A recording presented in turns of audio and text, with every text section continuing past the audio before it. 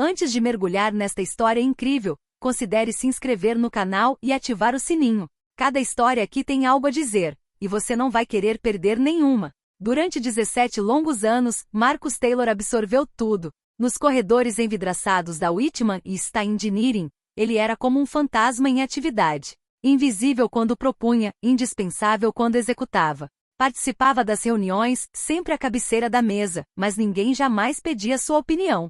Tomava notas enquanto outros anotavam suas ideias.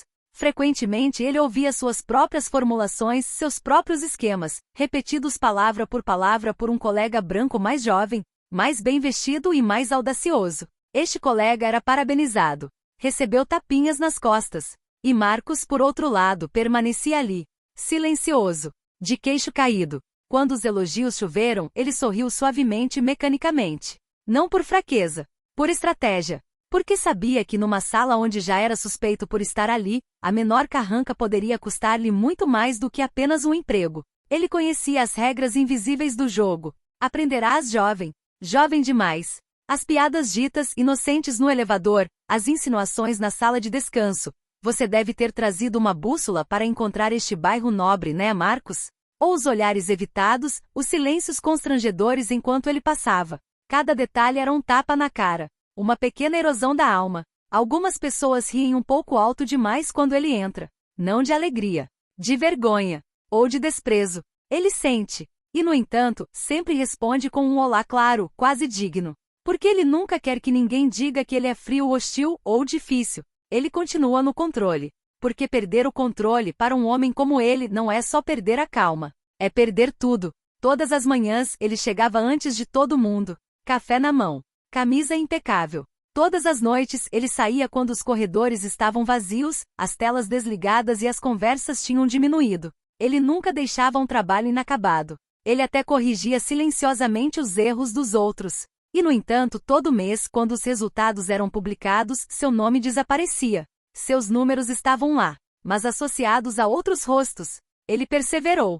Repetia para si mesmo, como uma prece. Isso vai passar. Eles vão acabar enxergando. Eles vão acabar entendendo que eu sou mais do que apenas o cara que eles toleram. Mas eles não viam nada. Pior, não queriam ver nada. Naquela quinta-feira, Marcus revisou todos os slides a noite toda. Seu projeto de conversão de energia poderia economizar milhões para a empresa. Ele trabalhava em segredo, durante os intervalos de almoço nos fins de semana, muitas vezes sozinho nos laboratórios depois das 22 horas. Quando o CEO de Nova York chegou, cercado por assistentes e diretores, Marcus deu um passo à frente, com o coração aos pulos. Começou a falar calmamente. Cada palavra era pesada.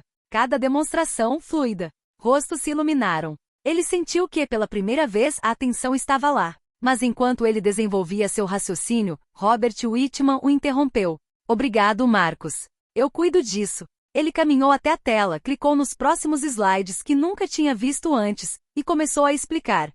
Exatamente o que Marcus tinha acabado de dizer, mas nas palavras do maestro, simplificado, embelezado, distorcido. Marcus ficou ali, parado, como um móvel esquecido, com a garganta seca, as mãos imóveis. O CEO, rindo, virou-se para Whitman. Excelente trabalho, Robert.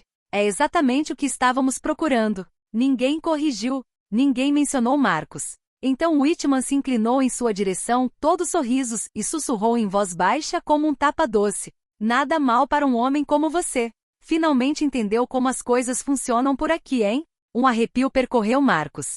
Seus olhos escureceram.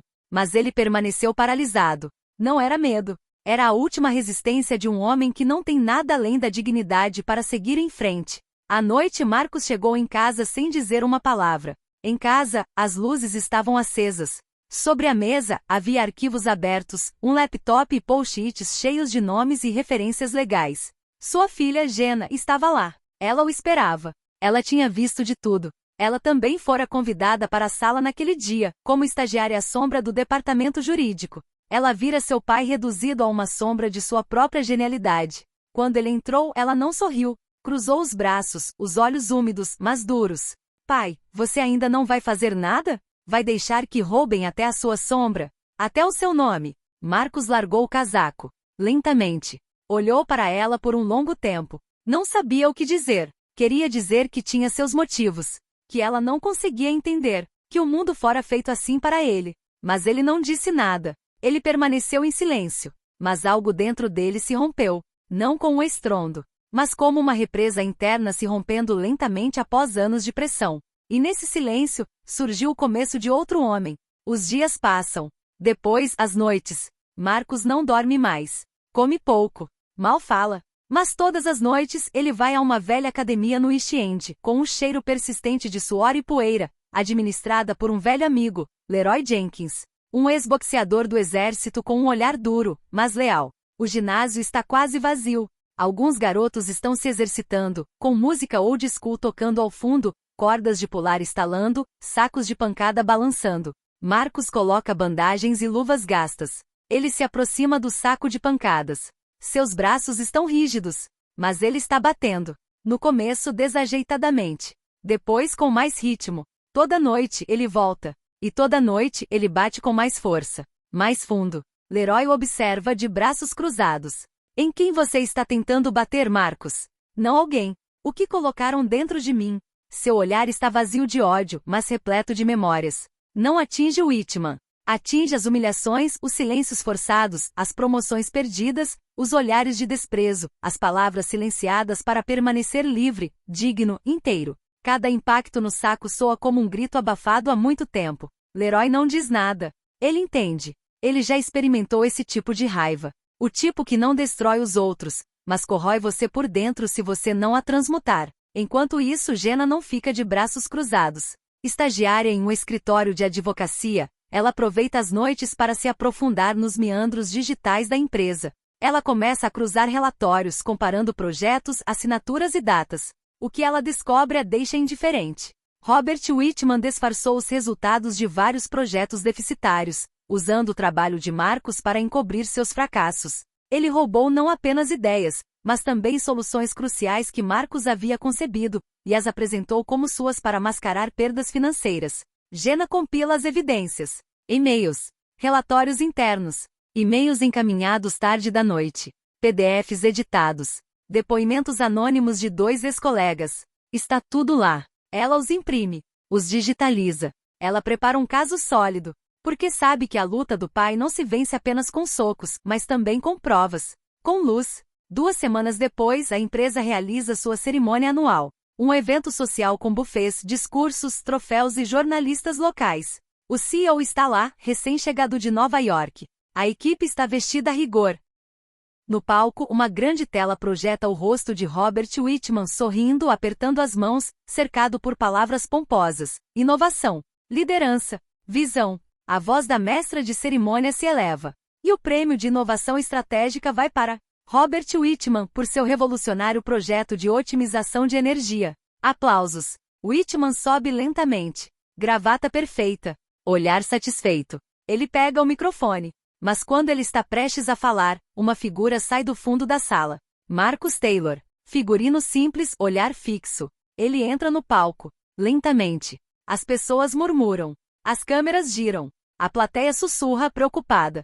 Este projeto não é dele. É meu. E eu tenho a prova. Um silêncio se instala. Denso. Irreal. Os holofotes congelam nos 2 homens. Robert tenta rir. Amarelo. E Marcos, vamos lá. Aqui não. Não é a hora. Mas Marcos não se move. Ele dá um passo à frente.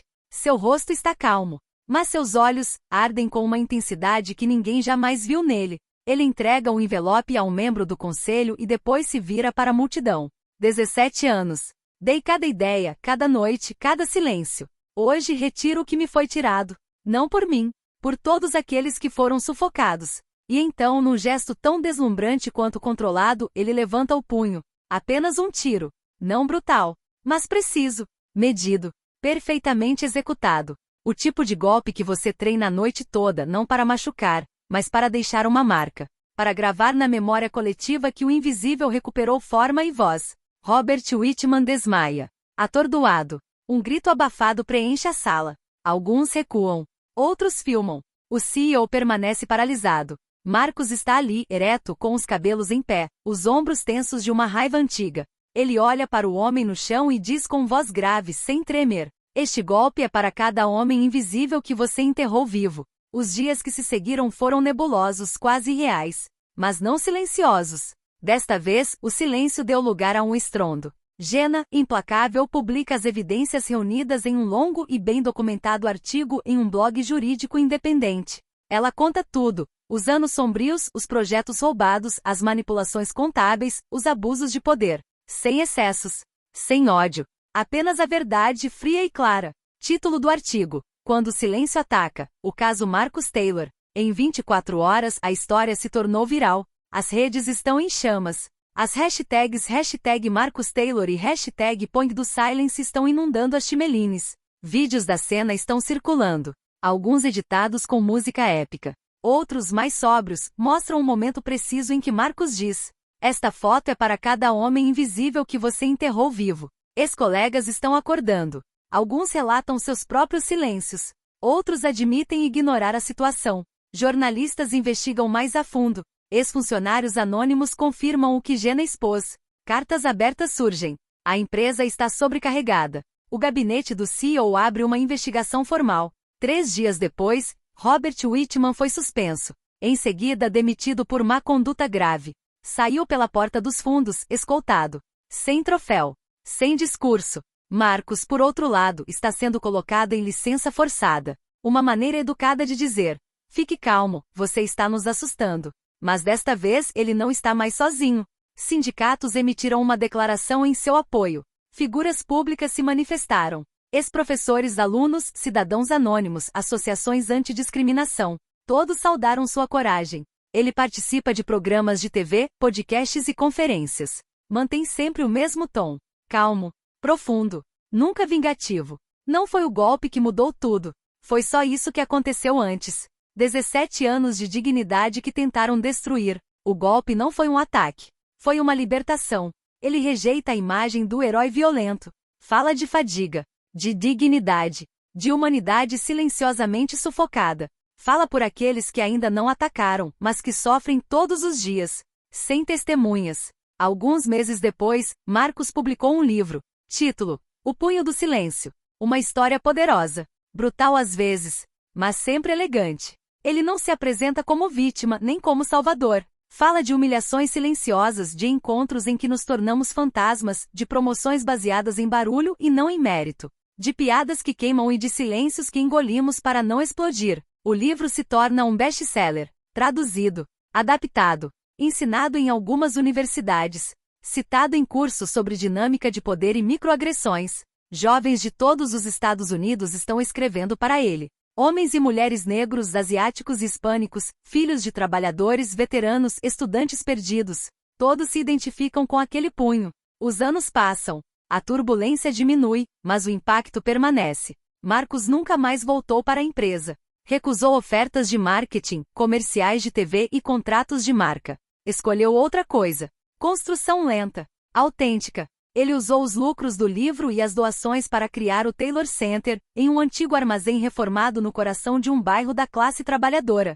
Um lugar para viver. Não uma escola. Não uma prisão. Um santuário. Aprendemos programação, mecânica, robótica, história dos afro-americanos, oratória e confiança. Também lutamos boxe. Não para lutar, para construir estrutura. Cada parede do centro é pintada com os rostos de anciãos invisíveis, inventores esquecidos, pensadores apagados, trabalhadores anônimos, poetas banidos. Jenna, por sua vez, torna-se uma advogada temida, especializada em direitos civis. Ela defende os casos mais complexos com rigor implacável. Ela frequentemente cita o pai em seus argumentos. A paz não pode ser construída sobre o silêncio dos humilhados. Em uma manhã amena no pátio do centro, Marcus observa um garoto treinando. Ele é magro, tímido. Ele soca o saco de pancadas desajeitadamente. Rápido demais. Forte demais. Como se estivesse tentando se livrar de algo grudado na pele. Marcus se aproxima lentamente. Mãos nos bolsos. Ele sorri. O garoto para com o olhar preocupado. Não estou fazendo certo, Sr. Marcus. Marcus balança a cabeça. Calmo. Ajoelha-se até ficar na altura do menino. Segura suas mãos com delicadeza. Então diz calmamente. Não bata para machucar. Bata para ser ouvido. O menino acena com a cabeça. Ele respira. Então bate novamente. Com menos força. Mas com mais precisão. E Marcus fica lá, ao lado dele. Não para assistir, para transmitir.